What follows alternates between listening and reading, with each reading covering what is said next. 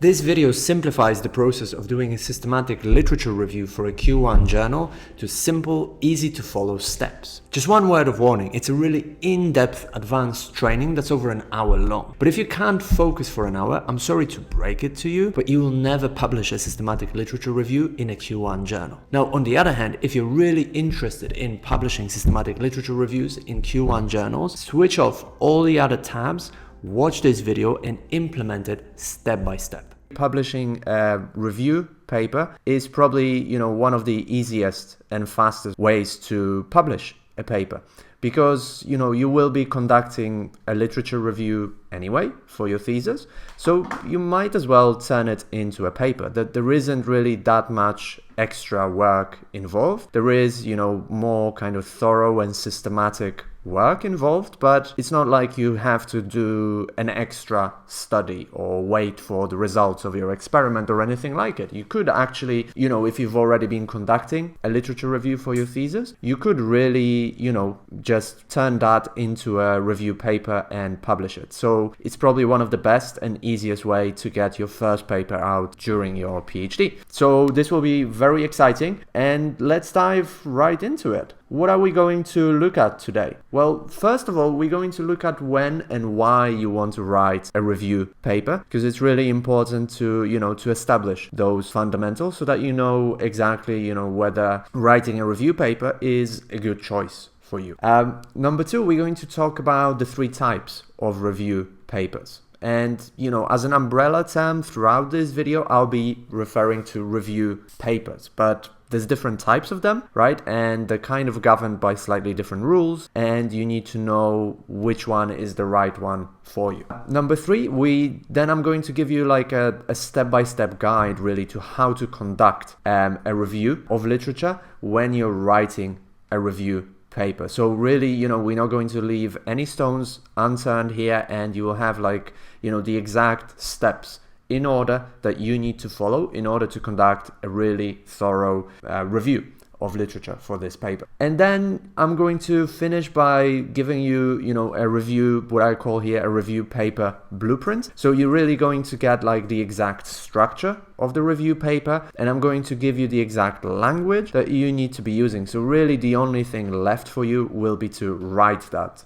thing, and it will be much easier and much faster because you'll have the exact structure and the exact language you want to be using. So let's dive into it and let's talk about, the fundamentals of review papers, so that you really know and understand what writing a review paper involves and what it's all about. So first of all, when do we write a review paper? Well, ideally, you write it in a situation where all these three elements are present. So number one, there's got to be a fairly large body of literature on a particular topic. So you can't really conduct systematic review or any other type of review if there are few studies on a particular topic. There's got to be, a fairly substantial body of literature that you will review. And by substantial, I really mean hundreds of papers on a particular issue. And then number two, there's got to be some lack of clarity, or some uncertainty, some kind of lack of understanding in the previous studies. So what I mean by that is that a lot of research has been conducted, for example, on a particular medicine, right? Or on a particular medical treatment, and some of these studies show that this treatment works, whereas other studies on this treatment show it doesn't work or they don't give any significantly positive results, right? So in this case, it makes a lot of sense to conduct a systematic review of the literature to really see kind of where we are with this treatment, whether it actually works or doesn't, or we still don't know, or what do we need to do with all that, right? And then the third really important element is that, a review has not been conducted yet or recently. So that's kind of a no-brainer, because if somebody has just done a review paper on your topic, well, then you can't do a review paper, you would have to look for a different topic, right? So that's kind of a no-brainer. That's the most obvious one. So that's when we do it, you know. Now, why do we do a review paper? Well, basically the main purpose is to synthesize a really large body of research and draw clear conclusions. So in many disciplines, like, because so many studies are published, you know, there comes a point where really it's impossible for most researchers to get a good grasp of what actually is going on, you know. So like I mentioned with this example of a particular treatment, you know, medical treatment, there might be like, you know, 100 studies, you know, or slightly different groups of people with slightly different conditions, and some of those studies show that the treatment works, some of those studies don't show any significant results, others show some negative results, you know. So it's just like a big mess and chaos, right? And we need somebody to take all those studies, analyze them, right, and draw conclusions from it, so that, you know, other researchers and practitioners kind of know what's going on, right? So this is really why we do it. And then, you know, what are the benefits for you? Well, as I said, a review paper, it's an, you know, quote unquote, an easy paper to publish. No paper is easy, but what I mean by that is, you know, is that you have done a literature review anyway. You have to do a literature review for your thesis, right? So you might as well take this literature review and all that reading that you've done and turn it into a review paper. That's what I mean by it being easy. You know, in other words, you don't have to collect any extra data. You don't have to conduct an extra study to get a paper published, right? That's why it's kind of easy to do. And, you know, another benefit is that review papers are cited really a lot. And I mean a lot, like a lot. And that's because, you know, for a lot of researchers, they become like the go-to paper to find out what's going on in the field, you know. And especially in fields like medicine, you know, there's a lot of systematic reviews being conducted, meta-analyses, you know, and for a lot of researchers, they cite these papers because those review papers give them like clear indications of what, you know, of what the state of the field actually is, right? And also, you know, as an added bonus, it can replace your literature review chapter, basically, you know, or like at least half of that chapter or something like this, you know. So you're kind of killing two birds with one stone here, you know, because you're writing that review paper, publishing it, you've got one publication under your belt, but then you just put it into your thesis and it becomes your literature review chapter. So there's a lot of benefits of doing that. Now, you know, as I mentioned previously, you know, there is a kind of review paper family. So there's different types of review papers. And in here, I'm not going to go over all of them, and I'm just going to look at the three main ones, which are really make up, you know, 99% of all review papers that are published, right? And it's important that you understand kind of, you know, how each of those papers works and what the purpose of each is, so that you can choose which one is the most appropriate for your context, right? So let's look at the review paper family. So the first member of the family is a scoping review. So a scoping review is typically, you know, exploratory in nature and is kind of conducted on a broader question. So, you know, a scoping review sometimes is even used to provide kind of data or to see whether a systematic review should be conducted later on, you know. So, for example, a scoping review could be more on like, you know, the effects of coffee on human body or something like this, you know, where the topic is still fairly broad. Whereas the other types of review, like let's say a systematic review, which I'm going to explain in a second, will become much more specific, you know, like the effects of coffee on sleep, right? So you really want to conduct a scoping review when, you know, the question is much broader and perhaps, you know, you're not sure yet whether conducting a systematic review actually makes sense, right? So the scoping review will provide you with then later on kind of more specific conclusions that can be turned into more specific research questions for your systematic review, which is the second member of our review paper family. Systematic reviews, as I said, they have a much narrower and much more specific research question than a scoping review. And, they typically tend to try to establish the effectiveness of a particular medical treatment, a particular intervention. It doesn't have to do with, medicine. When I talk about the word intervention, so it can apply to all sorts of different fields. So imagine that, for example, in teaching English, researchers have tried to establish kind of which way of whether a particular activity for teaching vocabulary actually enhances vocabulary acquisition. So they've done intervention studies, right? And now we want to conduct a systematic review to really kind of systematize that knowledge to find out whether what is the conclusion of all these studies. So that's a systematic review. Now, a meta-analysis is basically, in essence, is the same as a systematic review. So it also has a very specific research question, but the main difference is that it uses statistical analysis, right? To determine, the effectiveness of a particular intervention program, for example, right? And it typically calculates the effect sizes and everything, right? So obviously, to do a meta-analysis, you've got to know your statistics, right? Because also what you will need to do is pick studies that have a similar enough study design, population, results that you will be able to kind of quantify and calculate effect sizes, right? So your kind of maneuver here is much more limited than in a systematic review. And you also need to know statistics. With that said, though, like a meta-analysis can really provide a very specific results because they will give us numbers and we'll know exactly kind of what the effect of a particular treatment is, and it will give us a specific number. Whereas a systematic review will not give us a specific number. It will just give us an indication that a particular treatment, for example, works and a particular treatment doesn't work, right? So these are the, three members of the review paper family.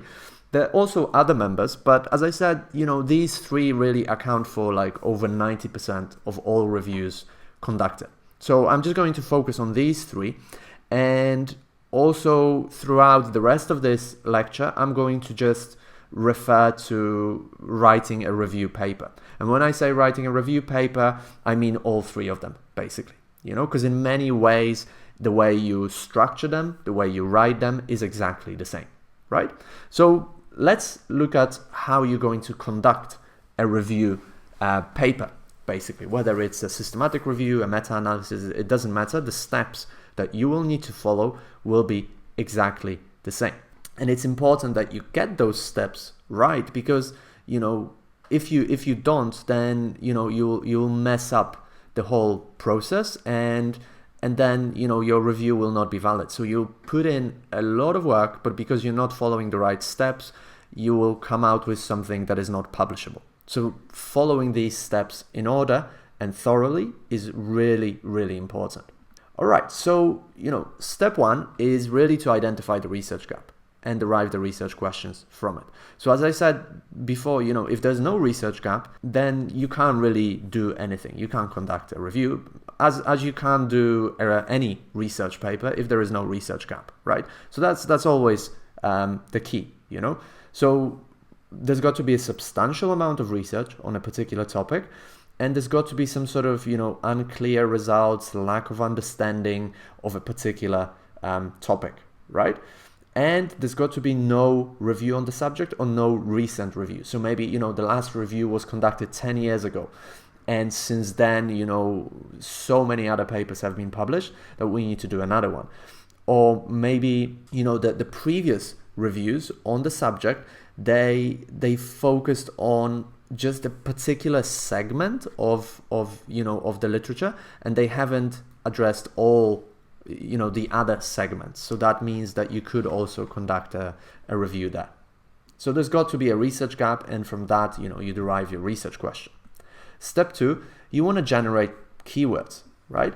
And the way to do that is to use our keyword generator, which I shared with you, in one of the previous videos in this week, and I've also added it to the resources here next to this video, right? And it's called Keyword Generator Worksheet.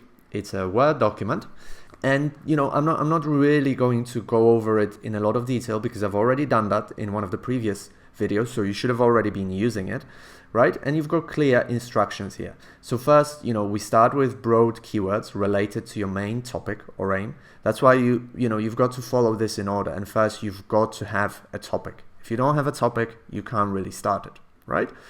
And then we generate like broad keywords. And then for each one, we're going to generate more specific keywords, right?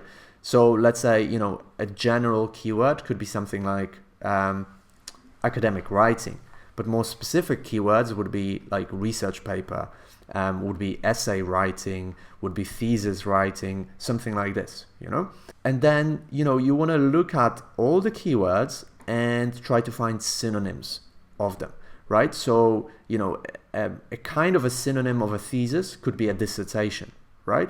And you want to have those synonyms because maybe some researchers will say thesis and some researchers will say dissertation, right? So it's important to get those in here, right? And then, you also want to give the main keywords, like these ones that you've generated here, give them to your colleagues, and ask them to, to generate any other words they associate with those main keywords, right?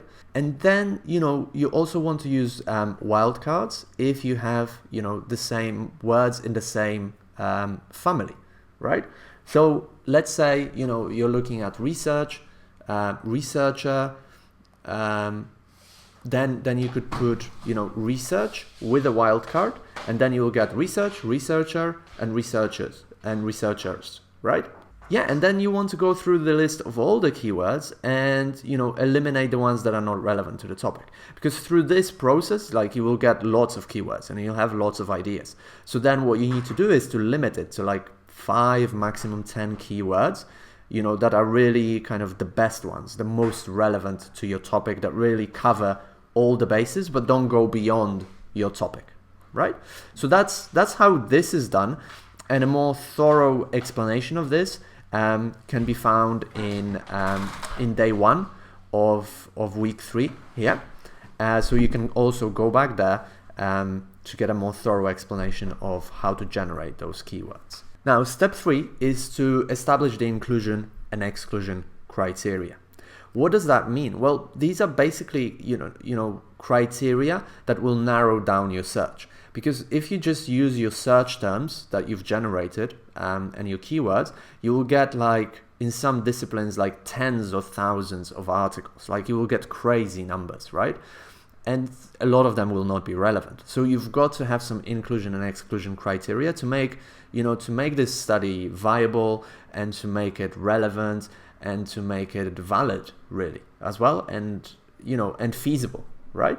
So here's some examples, it could be publication type. So for example, it could be that you're going to exclude conference papers and you're going to exclude book chapters. Years of publication, maybe you just want to focus on the last 10 years or the last 20 years or something like this, right? The sample, so you might only look at, academic writing in master's students, right? Not PhD students or something like this. The region, you might just look at a specific country or a specific continent, for example, or a region of the world, right? You might just, look at specific methodology and exclude other methodologies, right? So for example, imagine there's already been a systematic review conducted that only looked at quantitative studies. So you might look at qualitative ones, right? And, there's also more specific factors to do with methodology, for example. So you might exclude studies that did not have a control group. And you might only want to look at studies that used placebo, right? So there's a lot of inclusion and exclusion criteria. Not all of them will be relevant to your topic, but these are just some examples. But it's really important that you have clear inclusion and exclusion criteria. So that's the keyword generator worksheet that we talked about. And then step 4 will be to start conducting the literature review search. And the first thing will be to identify the databases, right? So there's different types of databases, and I discussed that earlier in this week as well in another video, so you can go back there and watch that video for a specific review of the different databases that you can use. But in a nutshell, you want to identify probably between maybe 3 and 5 databases that you're going to use and stick to those, right? And then, when you're using those keywords, you want to use connectors and wildcards, for example, connectors like and, or, not, and this asterisk. So if you put the asterisk with partner, it will give you articles with partner, partners, and partnership, right? And, you want to, keep a very thorough record of everything. So a thorough record of your keywords, a thorough record of the databases, the connectors that you used, and everything really. This is really, really important because this process needs to be replicable by other researchers, right? I also gave you a literature search tracker earlier on in this week. Let me pull it up here for you. Search tracker. So it's also available in the resources section right next to this video. And I gave you a more thorough explanation of how to use this in one of the previous videos in this week. So I'm not going to go over it in a lot of detail, but just to briefly remind you, how it works, right? So this tracker allows you really to, to track everything that you're doing and keep, a good record. So in here, you're going to write down the databases that you're going to be using. In here, the keywords that you're going to be using with each database. And then, once you put those keywords, write down the initial number of hits. And it's really important to write that down because you're going to use it in your methodology, right?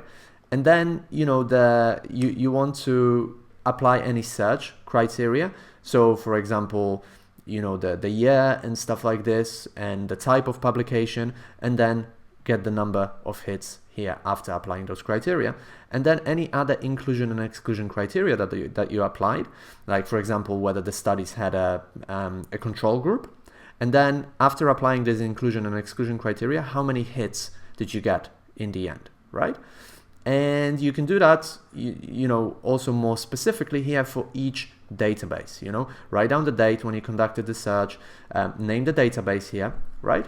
And do this as well, right? So this is kind of, for each database, and you can add more databases here if you're using more than 2. And then this is the summary, right, in here. So that's how it works. And, I gave a more thorough review of this in one of the previous videos in this week. So you can also go there if this was too quick, right? Short commercial break. If you're interested in more strategies like this that are personalized to you as a researcher, allowing you to publish 3 or more papers every single year in Q1 journals, then book a free one-to-one consultation with me. The link is right in the description. Now, step 5, you need to narrow down the search results, right? So basically, you will get hundreds, if not thousands of hits, even, when you start using the connectors, and there'll be too many hits, right? So now at this stage, you want to use the exclusion and inclusion criteria to narrow it down. So first we kind of, we use our search terms and we start getting hits, right? And then we start applying exclusion and inclusion criteria to start narrowing down the number of hits, and we write those numbers down. It's really important that you keep track of those numbers, because you will need to use it in your methodology. So that's why you want to be using this literature review tracker as well. And then, once you've narrowed it down, then the next step is to, to screen the titles to narrow things down further, and this will allow you to, to also judge. By the title, you can very often judge whether the paper is relevant or is not relevant, and you can also then screen the abstracts to arrive at the final list. So really these last 2 steps are done, when you've narrowed down the list and we need to now make sure that, you know, we kind of weed out the papers that are still there but are not relevant. And these last two steps, screening the titles and the abstract, is often done with another person to increase reliability. So for example, you could ask, you know, a fellow PhD students to do that, or somebody in the community to help you do that, so that, you know, because you can have some internal biases, subconscious biases that you're not aware of. So it's really good to have, you know, two pairs of eyeballs on it, and really compare, you know, the results of this screening of the titles with another person, right? I would really recommend that. Now, step 6 is to extract and analyze the data. You know, so you want to take note of the main findings using our note-taking accelerator worksheet, and that's also something that I introduced in one of the previous videos in this program, in this week, right? And it's also available in the resources section next to this video, so you can easily download it, right? And it's called Note-Taking Accelerator Worksheet, right? So in here, it's very simple, really, but again, you know, this will help you organize your results. So, you know, you want to copy and paste the title, the authors, the aims of the paper, and the methodology in here. You know, focus on things that like sample, tools and procedures, data analysis techniques used, right? And then in here, you want to put the main findings in here, and any interpretations or results or conclusions, you know, that the author put here.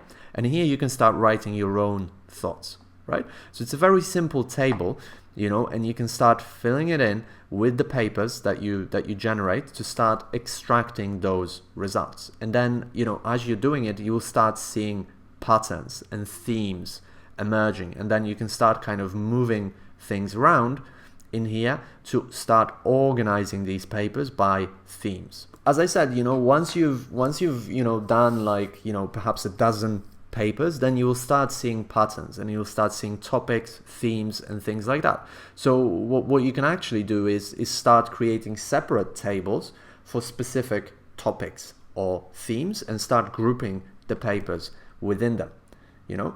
And, you know, if you're conducting a meta-analysis, then you're going to have to run statistical tests, right, on the extracted data to calculate, for example, the effect sizes and everything, right? And then, you know, once we've done that and we've got our data kind of extracted and analyzed, then the next step is to synthesize and present the findings. So, you know, obviously, well, I'm not going to say obviously because perhaps this is not obvious, but don't present all findings of all studies, you know, because there will be like hundreds of findings, you know, and the whole point of the review is that, you know, you summarize this information. So the whole point is that, you know, somebody like myself takes your review, reads it, and clearly can draw, you know, can understand what the conclusions are of these hundreds of papers that you've reviewed. That's the whole purpose. Think about it like this. So the purpose is not to, you know, describe all the findings or even the majority of the findings. That's not the purpose. The purpose is to really synthesize the findings and summarize them. And, you know, you want to group findings into themes, you know, or research questions if you had more than one research question, and then extract the key points. And then you want to discuss the findings. So one of the big mistakes that I've seen students make with a systematic review is that they waffle. And I'm going to come back to that concept of waffling later on here. And it was something that we introduced in the previous video in this week as well. But like what a lot of people do, you know, is that they describe things, and then they describe the results and describe results and describe results, but it's not clear where they're going with it. Like, what's the point of this description? And remember, the point of the review is not to describe all the findings. The point is to, you know, to synthesize the information, and the kind of the pyramid apex of all of this should be some sort of like conclusion, you know, like some sort of explanation or interpretation for the reader of what all these findings actually mean. That's the whole point of a review. So I've given you all the worksheets as well now for, you know, for conducting the systematic review. So really what you should do right now, before you continue with this video, you should really, generate your keywords, like find a topic for the review, generate your keywords, your exclusion inclusion criteria, identify the databases, conduct the search, and start analyzing the data. That's what you should do, right? And do that first, follow the steps here, and then once you've got it, we're gonna get into actually writing your systematic review. So now, when it comes to writing it, there are two important things. The first one is the structure of a review paper. So what I want to give you here is really a review paper blueprint, like all the tools, nuts and bolts, and like a clear map, that shows you exactly what you need to do, in which order, like what are the specific elements of a review paper, regardless of whether it's a meta-analysis, a systematic review, a scoping review, it's going to be structured more or less in exactly the same way. So this blueprint is going to work for all review types practically, right? So it's really going to save you a lot of time. So now, first of all, we're going to start the paper with the introduction. That's the first big element. Now, within that introduction, you want to present the importance of the topic, either for the society, for the discipline, so you want to say why this topic is key, important, or something like this. Then you want to briefly review the literature to give us some background, and to kind of position your review paper within the broader context of the literature. And then you want to identify the gap. This is the key, right? You want to identify the research gap. And as I said, this is typically, kind of lack of understanding and no recent review papers, right? And then you want to present the aim. So these are the four key elements in an introduction to any review paper in this order. You must do them in this order. And typically the introduction will have 5, 6, 7 paragraphs, something like this. The introduction is short. And then an optional element is to conduct a further literature review before we start actually presenting the methodology and everything. So in here, what we will do is present the main research trends, to further highlight the research gap and the need for our review, right? So this literature review wouldn't present the results of your review paper yet. It's just kind of like a review of the main trends in the literature, right? And this is optional because not all review papers will do this. So the way to find out whether you need to do this is basically look at other review papers in your discipline and see if they just have the introduction or they have an introduction and then still a literature review. And for a specific structure of literature review, you want to go to week 3, so the same week as we are now, and day 4. And there I talked a lot about how to structure the literature review. So I'm not going to go over that right now. The next element is the methodology. What do you need to do in the methodology? Well, first of all, you need to present the research sample and sampling techniques, So these are basically, the keywords that you used, the databases that you used, the number of hits that you got initially, and so on. Because that's kind of your sample and how you got your sample. And then you want to present us with the specific inclusion and exclusion criteria and talk about, how you applied them specifically, and how they narrowed down the search, how many hits you got with those inclusion and exclusion criteria. And then you want to tell us how the data analysis was conducted, basically. So that's the methodology. And then the next element here, and that's the key to your review paper, is the results and discussion, right? So you will have organized the data by research questions or themes, right? And the key here is not to describe things. As I said, you must explain and interpret the findings of those previous studies, right? There's got to be a point where you're going. Don't fall into that trap that you're just kind of describing a lot of results of different studies and you're saying, this person did this person did that, this person found this person found that. There's got to be a point. You remember about the pyramid apex, you've got to be going somewhere. And then once we've done that, then the last element is conclusion. And there, we summarize the main findings of our review paper. We present practical implications, if appropriate, and for most disciplines this will be appropriate. And we acknowledge the limitations and we make suggestions for future research. So that's really, the blueprint, and that's how it works. And I've also prepared for you a review paper blueprint worksheet, and it's available in the resources section. Let me just very quickly open it up here for you. And you can download it next to this video in the resources section, right?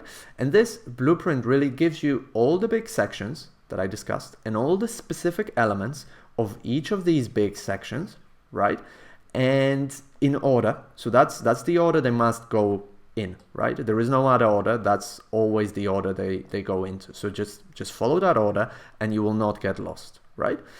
And really, you know, what you want to do here is set some deadlines for yourself for each of those specific elements and sections, like when are you planning to finish it, right? And you know, we discussed planning in week 2 of the program, so you can go back there if you're not sure about, you know, planning techniques. But basically what you want to do is work backwards.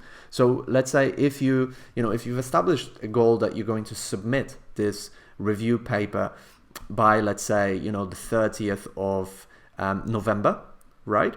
Then, you know, you need to chunk that time, you know, and really, you know, divide it in between those elements in here, assuming that you've already conducted the search. If you haven't conducted the search yet, then you need to count in the time it's going to take you to search and analyze the data, right? But you want to chunk it back and say like, okay, the conclusion will take me a week to write, right? So if I want to submit it on the 30th, and I will need a week for proofreading, so maybe this I need to finish like on the 14th, I need to have written the conclusion, right?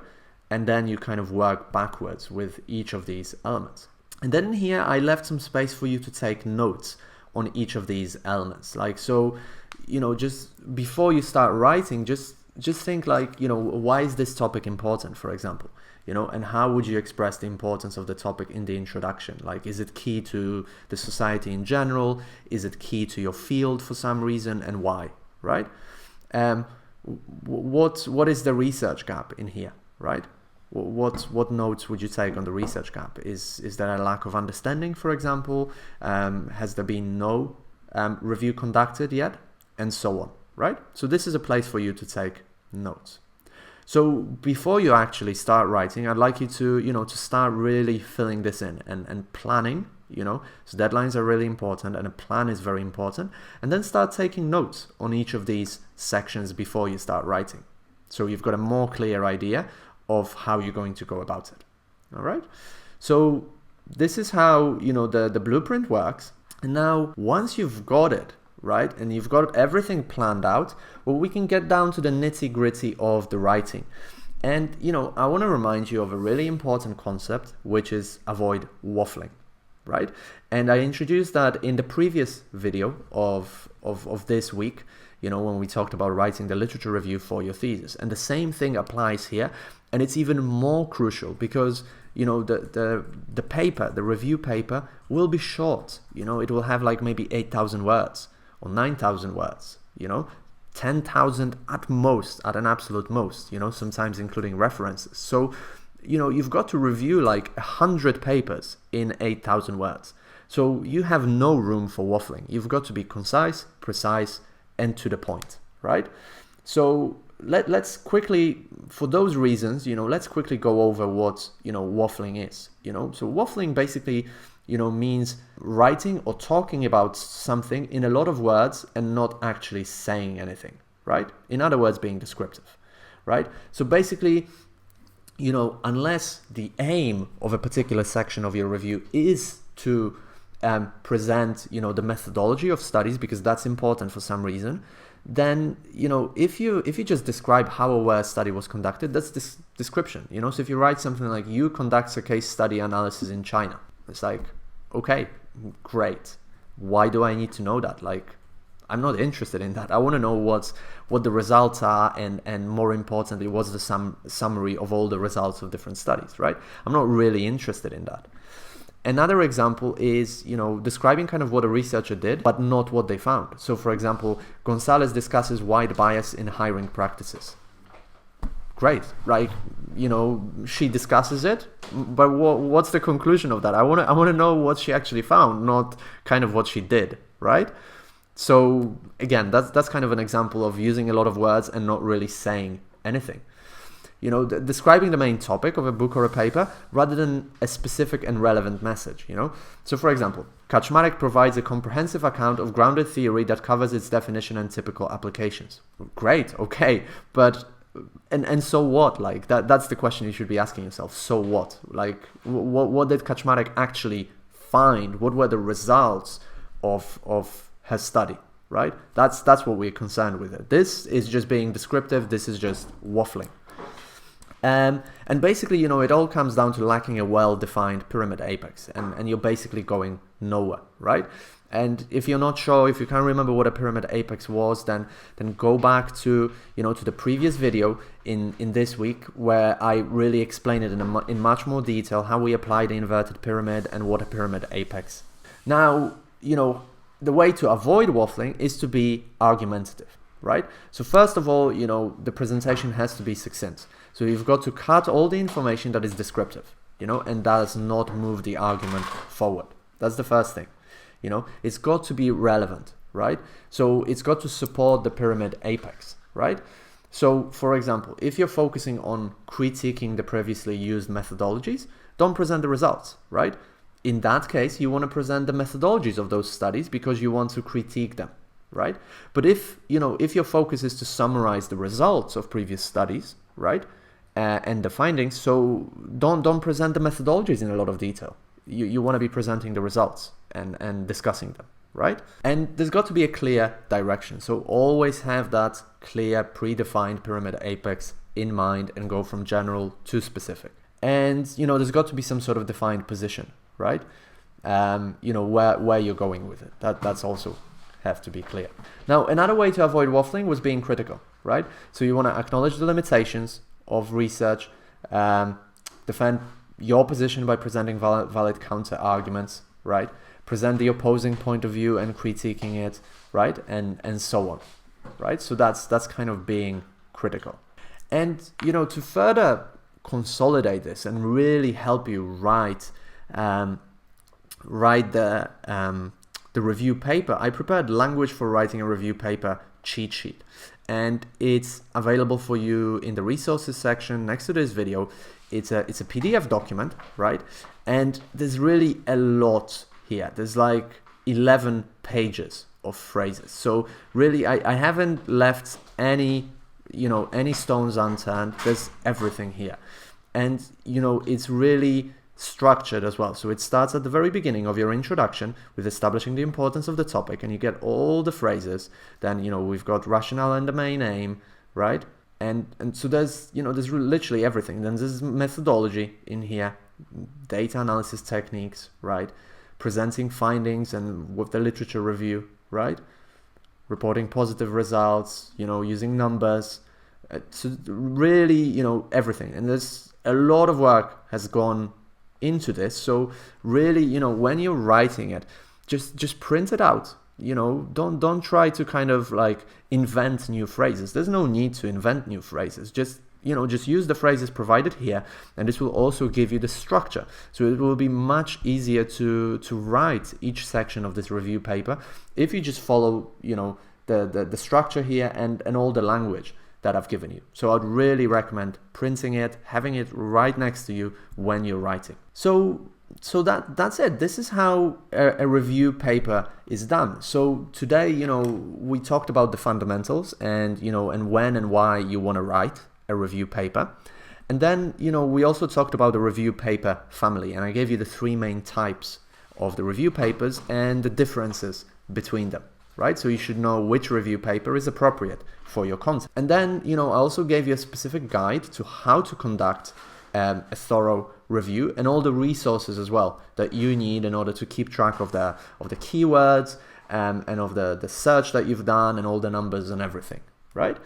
And then, I also gave you a review paper blueprint, so like the exact structure for your review paper and the exact language that you need to be using. So really, at this stage, you have everything. And if you want to write a review paper, then, get started right now, right after this video, and get it done. And I'm really looking forward to seeing your review papers. Now that you have a systematic literature review ready, you also need to choose the right journal to publish it in, because a study of over 700 rejected papers shows that choosing the wrong journal is one of the top 3 reasons why papers get rejected. So watch this next video, which walks you step by step through the whole process of choosing the best Scopus Index journal for your study that is also free to publish in.